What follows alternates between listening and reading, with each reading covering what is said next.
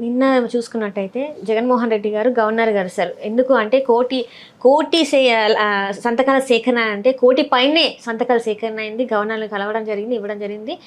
అయితే దీని మీద కూడా వీళ్ళు మాట్లాడుతున్నారు. అసలు జగన్మోహన్ రెడ్డికి అసలు దీని గురించి అవగాహన లేకుండానే మాట్లాడుతున్నారు, ఇదంతా చేస్తున్నారని మళ్ళీ ఒక వాదన తెరపైకి తీసుకొచ్చారు సార్. నిన్న మాట్లాడడం కూడా జరిగింది, జగన్మోహన్ రెడ్డి గారు ప్రెస్ ముందు మాట్లాడారు. సో దీన్ని అసలు మనం ఎలా చూడాలంటారు సార్? నవ్వితే నవ్విపోదురుగా అంటారు. అక్కడ నవ్వులు పాలవుతున్న ప్రభుత్వం కూడా ఆలోచించుకోవట్లేదు. నేను చిన్న మీకు లాజిక్ చెప్తాను దాంట్లో.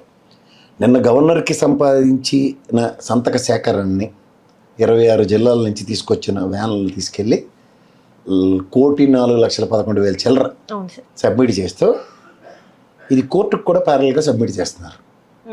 ఇది ఆల్రెడీ డిజిటలైజేషన్ చేసేసారు సంతకాలు ప్రతి నియోజకవర్గంలో. 175 నియోజకవర్గాల్లో సంతక సేకరణ డిజిటలైజేషన్. ఇది బేసిక్ ఏంటి, మనం ఒక న్యాయస్థానం కానీ లేదా గవర్నర్ని కలిసినప్పుడు కానీ ప్రాథమికంగా చెప్పేది ఏంటి, 1/4 పీపుల్ ఎలా డిసెంట్ తెలియజేస్తున్నారు అన్నది కదా. ఇది మనం క్యాలిక్యులేట్ చేసి చెప్పేది.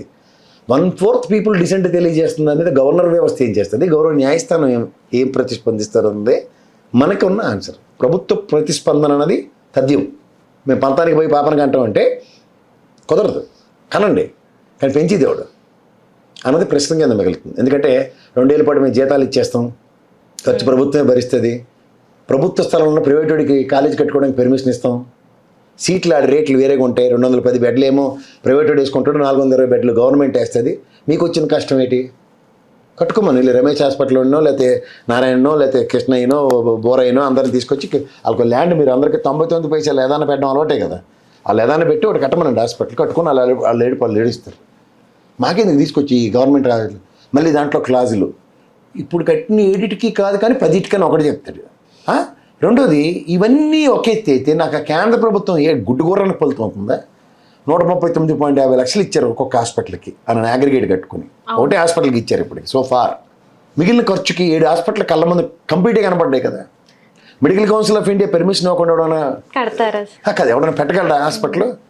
తెలంగాణకి 4-5 ఇచ్చారు ముక్కుతో ములుగుతో, మనకి అట్లీస్ట్ 17 ఇచ్చారు కదా. ఇదంతా ఎందుకు? మహానుభావుడు వాజ్పేయి గారు చెప్పిన మాట ఏంటి, విద్య వైద్య ఆరోగ్యం తప్ప ఇంకేంటి ఫ్రీ వద్దన్నారు. ఈ మూడింటి మీద ఈ ప్రభుత్వాల శస్త్రశుద్ధి ఏమైనా ఏడుస్తుందా? ఎప్పుడు వాజ్పేయి గారు చెప్పారు విద్య వైద్య ఆరోగ్యం అన్న దాని మీద? ఫస్ట్ రాజశేఖర రెడ్డి గారు కదా దాన్ని మొదలెట్టింది ఆరోగ్యశ్రీ అనేది. రైతు బంధు పథకం వాళ్ళు తెగేసుకొని పొగేసుకొని ఇచ్చేతనం మేము దేశం అంతా ఉన్న రైతులందరికీ చెప్తున్నారు. దీనికన్నా ముందు ఫస్ట్ కేసీఆర్ గారు ఇనిషియేట్ చేసి ఇచ్చారు కదా. ఏదైనా అదే ఒకటి పద్ధతి పాటు ఏడిసిందా? ఉన్నది ఆరోగ్యశ్రీని తగలబెట్టి ఆయుష్మాన్ భారత్ తీసుకొచ్చేస్తామంటారు. ఆయుష్మాన్ భారత్లో ఎన్ని వ్యాధులు కవర్ అవుతాయి, ఆరోగ్యశ్రీని ఎన్ని కవర్ అవుతాయి? ఇవన్నిటి మీదే కదా 2 రాష్ట్రాలు రాగానే రేవంత్ రెడ్డి గారు 25 లక్షలకు పెంచారు మినిమం స్లాబ్ని మ్యాక్సిమం చేసి, ఎన్నో సర్వీసెస్ దాంట్లో ప్రొవైడ్ అయ్యాక. అక్కడ ఉన్నదాన్ని బిల్లులు కట్టండి రా బాబు అంటే బాలకృష్ణకి అయితే బిల్లు ఎట్టుకెళ్ళిపోతాడట, మిగిలిన హాస్పిటల్ కట్టరట. ఇదేంటిది? ఇవన్నీ మీరు గమనిస్తూ ఒకసారి వైద్య కళాశాలల మీద కానీ ప్రజల ఆరోగ్య పరిరక్షణకి ఆసుపత్రుల మీద కానీ ప్రభుత్వ చిత్తశుద్ధి గత కేంద్ర రాష్ట్ర ప్రభుత్వాల సమన్వయంతో ఏర్పాటు చేసింది. ఏమనంటే అంబులెన్సులు అరవిందోడు వాళ్ళ సొట్టపడికి ఇచ్చాడు.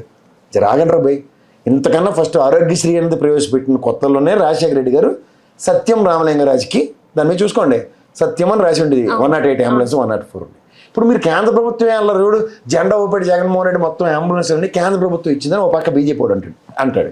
మరి డీజిల్ ఒకటి కొట్టిస్తాడు, వారమైందో ఓడుతానో లేకపోతే సత్యం ఓడుతానో ఇంకొడుతానో మైటాస్ ఓడుతానో లేకపోతే ఇంకొక హెట్రో ఓడుతానో టైప్ పెట్టుకుంటాను కదా డీజిల్ కొట్టేది. ఇప్పుడు ఇది అరవిందోడు మీకు నచ్చదు, ఇంకొంచెం స్పాన్సర్ తెచ్చి పెట్టండి. దాంట్లో కొయ్యి అని తిరిగే అంబులెన్స్లకి డీజిల్ లేక అరకులో ఒక దగ్గర హాస్పిటల్ అలా మూలపడి ఉందని మీరే చూపిస్తారు. ఒక పక్కన ఇక్కడ కిరసనాల్ బంక్ కూడా పెట్రోల్ బంక్ కూడా పౌడర్ డబ్బా రాసినోడు కూడా వార్త చూపిస్తారు. కానీ డీజిల్ కొట్టేసిన అరవిందోలతో టైప్ పెట్టుకునేది మాత్రం ఇది ఒప్పుకోరు. అరే ప్రభుత్వ మెడికల్ కాలేజీల్లో అనుబంధ విభాగాలను కొన్ని ఉంటాయి. ఇప్పుడు ఈ మెడిప్లస్ వాడు ఎక్కడ చూడు ఓ బోర్డు పెడతాడు, 30% డిస్కౌంట్కి నేను మెడిసిన్స్ ఇస్తాను అని తీసుకెళ్ళి ఒక గవర్నమెంట్ హాస్పిటల్లో స్టాల్ పెట్టించాడు.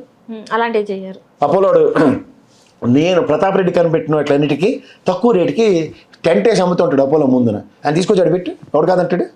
వెళ్ళి మనకి బేగం బజార్లో మెడికల్ షాపులు అన్నీ ఉంటాయి, హోల్సేల్ రేట్లకే సరసమైన ధరల్లో మెడిసిన్స్ అమ్ముతారు. వాళ్ళు తీసుకొచ్చి 10 మందిని పెట్టు. కేంద్ర ప్రభుత్వం ఒకటి ఉంది ఏంటది అనేది జనరిక్ మెడిసిన్, అదో షాప్ పెట్టి అక్కడ నువ్వే రాస్తావు కదా మందులు. ఆడితో టైప్ పెట్టుకో, నీకు ఇక్కడ ఎగ్జిబిషన్ గ్రౌండ్లో ఎగ్జిబిషన్ పెట్టడానికి స్టాల్కి ఎంత ఛార్జ్ చేస్తారు కదా, వాళ్ళు నెలలు అది తీసుకో. గవర్నమెంట్ హాస్పిటల్ అలాంటివి ప్రైవేటైజ్ చేసి వాటి మీద ఫోకస్ చేసి మేము ఇలా పీపీపీ పద్ధతిలో ప్రభుత్వ స్థలంలో ఓ మెడికల్ షాప్ వాడికి ఇచ్చాం, లేకపోతే అంబులెన్స్ వాడికి అరవింద్ వాడో లేకపోతే వెంకయ్యో పొల్లయ్యతో స్పాన్సర్షిప్లు ఇప్పిస్తున్నాం. ఇవి మాట్లాడితే బాగుంటుంది. ఎక్విప్మెంట్లు ఎవడు కొంటాడట. మరి కడపలో రిమ్స్లో అదేంటిది పులివెందుల్లో పెట్టిన సామాన్ అంతా ఎత్తుకొచ్చారు కదా గుంటూరు మెడికల్కి. మరి అంత సోఫిస్టికేట్ ఎక్విప్మెంట్ గుంటూరు కాలేజీకి ఎందుకు కొనలేదు? అంటే కొత్త మెడికల్ కాలేజీకి ఏ ఎక్విప్మెంట్స్ వచ్చాయో ఈ లాయల్లో గుంటూరు మెడికల్ కాలేజీని సోఫిస్టికేటెడ్ చేసామని చెప్పుకోవడం. ఇంకా అంటే నా పళ్ళు పీకి ఇంకోటి పళ్ళు పెట్టడం కాదురా బాబా, పళ్ళు ఊడిపోయినాడికి పళ్ళు కట్టించమన్నారు. అంటే నా పళ్ళు పీక మీద కాదు కదా. సో దీని మీద నేను జగన్మోహన్ రెడ్డి గవర్నర్కి నిరసన తెలియజేస్తూ ప్రజల డిసెంట్ని ఆయన దృష్టికి తీసుకెళ్ళాడు. సో దీంట్లో ఈ కార్యక్రమాలు ఏమవుతుంది, రేపు పొద్దున ఎవడైనా పిచ్చి పిచ్చి ఆచలేసి ఇది దీన్ని ఎత్తుకెళ్ళిపోదాం అనుకుంటే, ఎవడైనా తీసుకుని సరదా పడి అనుకుంటే, ఇది ప్రభుత్వ స్థలం, ప్రభుత్వం ల్యాండ్లోనే పెట్టవచ్చు, లేదా దాన్ని ఎక్వైర్ చేసిన దానికి విత్ సబ్స్టాన్షియల్ ఎవిడెన్సెస్ ఉన్నాయి. కేంద్ర రాష్ట్ర ప్రభుత్వాల సమన్వయంతో వాళ్ళు ఇచ్చిన డబ్బులో మన రాష్ట్ర డబ్బులతోనో దానికి అట్లీస్ట్ పునాదులు ఒక ఫస్ట్ లెవెల్ సెకండ్ లెవెల్ ఈ 17 మెడికల్ కాలేజీలకి ఒక పని అయితే కనబడుతుంది కదా. అలాగే ఖాళీ ల్యాండ్లో ఇప్పుడు అమరావతిలో కంపలు కొట్టుకోవడానికి నీళ్ళు తోడడానికి చేయట్లేదు కదా, ఏదో పని చేసి కనబడ్డాడు కదా స్లాబ్ లెవెల్కో ఫస్ట్ ల్యాబ్కోను. అది కాదట. దాంతోపాటు ఎన్ని అనుబంధ విభాగాలు వస్తున్నాయి. ఒక నర్సింగ్ కాలేజ్ వస్తుంది, ఒక మెడికల్ కాలేజ్ వస్తుంది.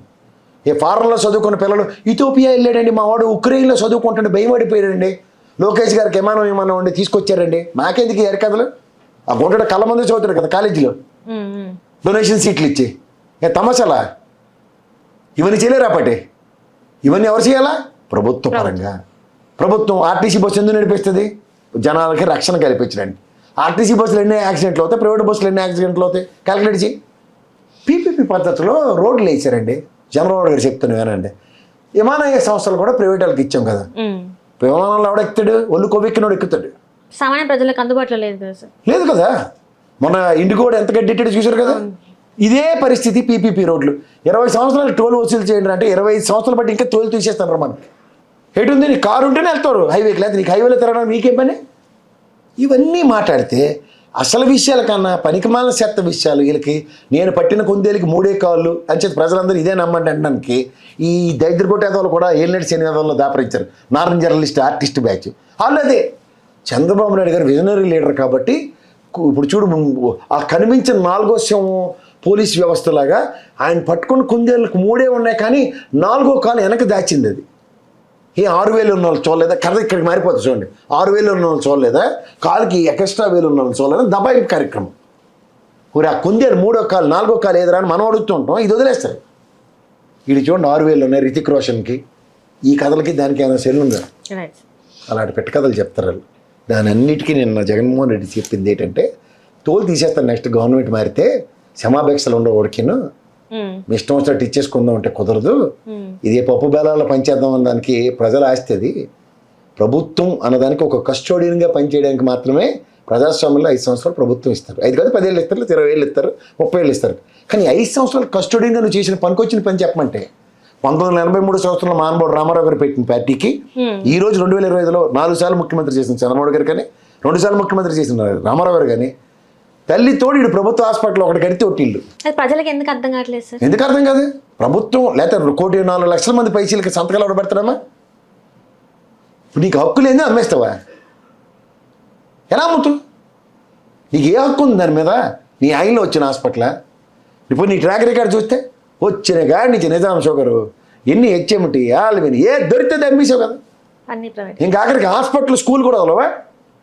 చెడు సవాసాలు చేయకుండా నారాయణ సవాసం చెప్తే ఇలాగ ఉంటుంది. మొత్తం నాకు ఇచ్చి నీకు 10 ఇస్తాను, పావులు ఇస్తాను, అద్దె ఇస్తాను అంటే ఇలాగ ఉంటుంది.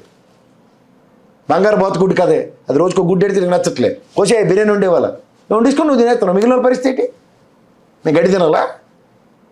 అపోలోకి వెళ్తే మాకు కిడ్నీ ఈ గడుపు నొప్పి వచ్చింది వెళ్తే కిడ్నీ ఏమి తినగానే ట్రీట్మెంట్ అవ్వట్లే, అంతంత డబ్బులు పే చేయవలసి వస్తుంది.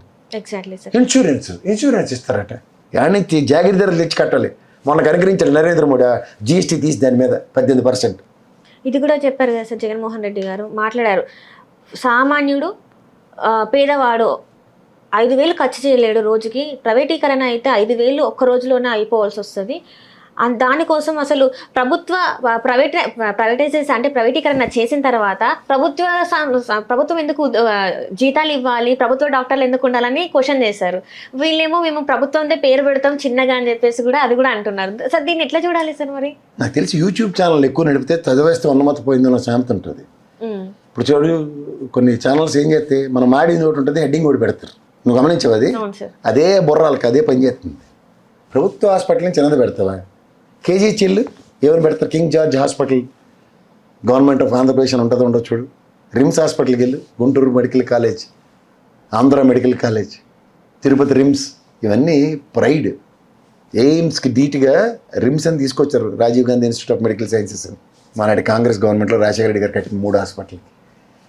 ఏం చేస్తున్నారు? అర్థం పర్థం లేని పనికిమాల చెత్తను బుర్రకెత్తుకుని.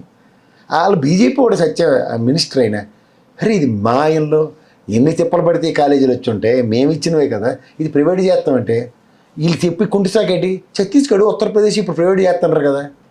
ఛత్తీస్గఢ్, ఉత్తరప్రదేశ్ ఇవన్నీ ఇచ్చామని. ఈ ఆయుష్మాన్ భారత్లో ప్రతి జిల్లాకి ఒక హాస్పిటల్ కావాలన్న కాన్సెప్ట్ సెంట్రల్ గవర్నమెంట్ ప్లాన్ చేసుకుంది. లేని జిల్లాల్లో ఇప్పుడు ఉన్న పార్టీ పరిధి మీద కట్టుకుంది. అలాంటి వాటికి ఏదైనా ప్రపోజల్ ఇచ్చుకుంటే అర్థం ఉంటుంది. కానీ ఇక్కడ ఆల్రెడీ గ్రౌండ్ ఎగ్జిక్యూట్ అవుతున్న వాటిని పట్టుకొని పీపీపీ పద్ధతులు అంటే నీకు first of all Pawan Kalyan లాగే నువ్వేమైనా ర్యాపిడెక్స్ ఇంగ్లీష్ నేర్చుకున్న బ్యాచ్లా మీరు? ఇంగ్లీష్ మాట్లాడడం వచ్చినోడికి ఇంగ్లీష్ అర్థం తెలుసా నీకు? ర్యాపిడెక్స్ కోర్స్ ఎవడో నేర్చుకుంటే ఇంగ్లీష్ మాట్లాడడం నేర్పుతాడు కదా, అవతల మాట్లాడింది అర్థం చేసుకోవడం నేర్పడు.